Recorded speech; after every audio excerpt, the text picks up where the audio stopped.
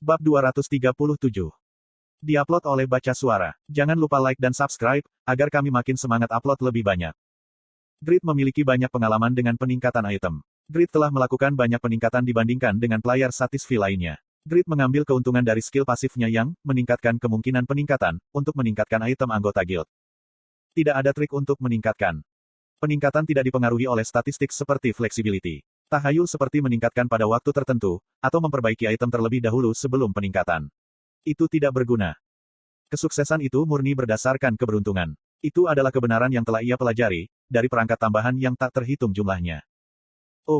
Grid melihat lusinan batu peningkatan tambahan dalam inventorinya. Dia sangat gugup. Dia lebih gugup, daripada ketika dia pergi untuk melihat cinta pertamanya, Ah Yong. Aku butuh Grid Sword atau Boots untuk mencapai setidaknya +7.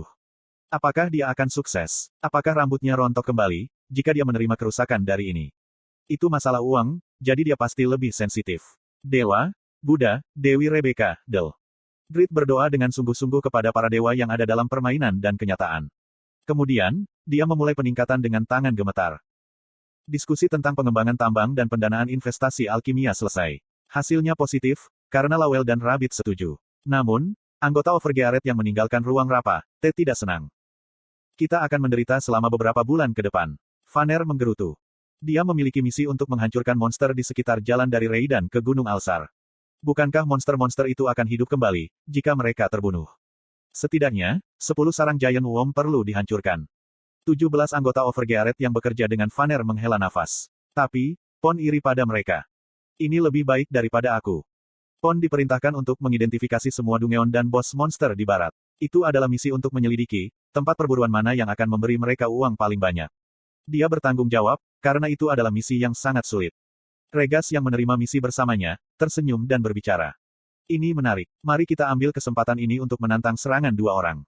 Itu adalah impian Regas untuk tumbuh lebih kuat melalui perjuangan. Pon harus bersama dengan pria bodoh ini, yang otaknya terdiri atas otot. Dia bisa melihat jalan berbatu di depannya. Lawel menyemangati mereka. Peran kita penting, saat Grid pergi. Mari kita bertanggung jawab dengan meningkatkan level kita dan mengembangkan kota. Grid akan ke Kekaisaran Sahara. Ya, dia bilang ada kues penting dari Piaro. Kekaisaran. Aku harap, Grid tidak menemui masalah di jalan. Dunia itu luas dan ada banyak monster. Dan sebagian besar monster berada di Kekaisaran. Ladang Reidan yang luas. Piaro berdiri di tempat gandum mulai tumbuh. Melihat penampilannya yang berkeringat, dia benar-benar seperti petani. Kemudian, Glenn dan para pekerja melihat wajah yang menyambut. Duke Grid akan datang ke sini. Petik 2 tanda seru petik 2.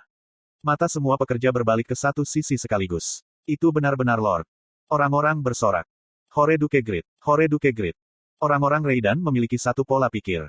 Mereka bersorak, setiap kali mereka melihat Grid. Itu bukan karena seseorang memaksa mereka. Semua orang benar-benar loyal kepada Grid. Peningkatan itu bagus. Energi biru naik seperti kabut dari sepatu Grid. Senyum Grid bukan karena Piaro menyadarinya dengan cepat. Dia mampu memperkuat Grid Sword Doppelganger dan Grid Boots menjadi +8. Dia beruntung. Dalam acara ini, pengetahuannya tentang Pakmas Swordsmanship meningkat. Dia mendapat Doppelganger untuk hewan peliharaan. Dan dia menemukan tambang mitril kuning. Segalanya berjalan baik. Grid ingin mempertahankan momentum ini. Aku pikir, sekaranglah saatnya membalas dendam. Aku akan menuju ke Kekaisaran.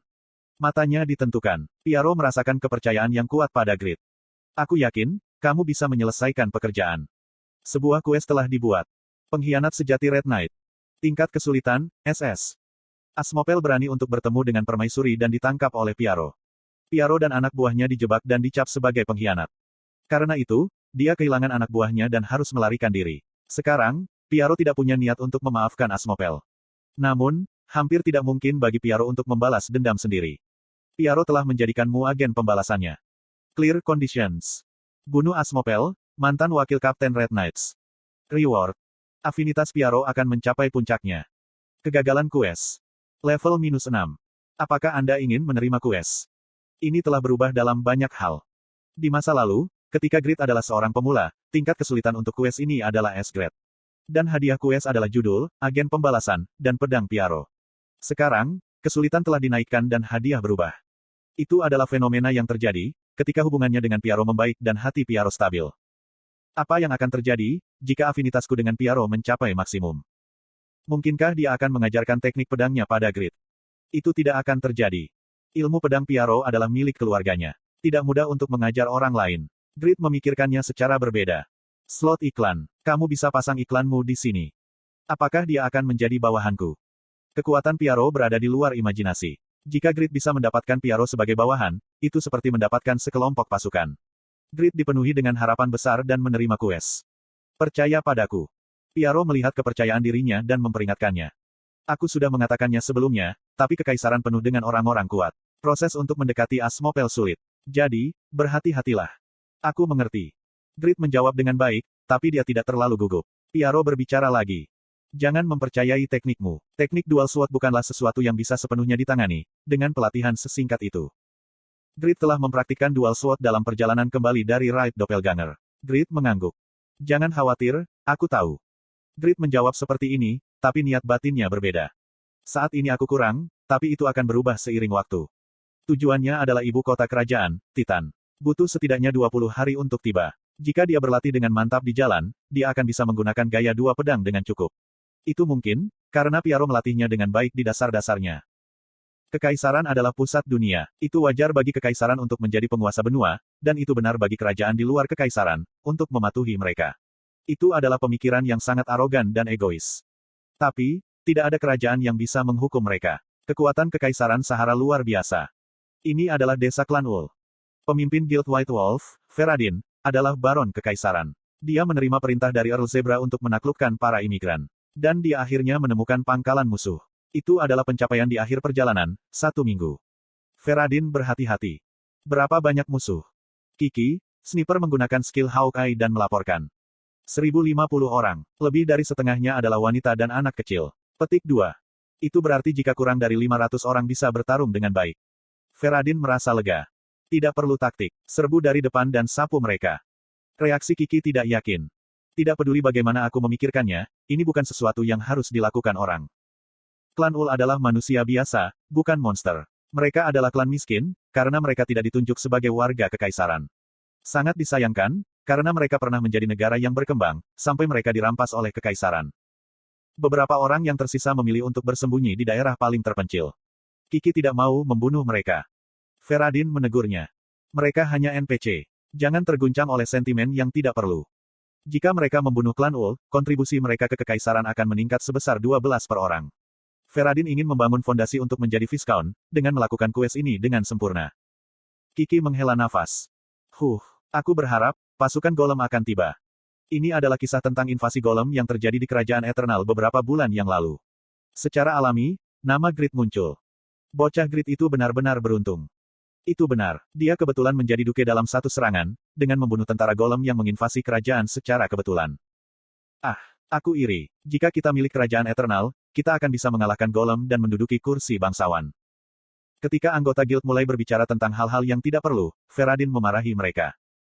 Fokus pada misi. Ya. Anggota guild mengembalikan postur mereka. Tidak seperti Kiki, mereka tidak menunjukkan perlawanan untuk berburu klan Ul. Apakah NPC hanya segumpal grafik dan kecerdasan buatan? Mereka mirip orang, tapi sebenarnya bukan manusia. Mudah untuk membunuh mereka. Itu bukan apa-apa. Feradin mengkonfirmasi, jika anggota guild memancarkan semangat juang dan memerintahkan. Injak-injak mereka. Wah.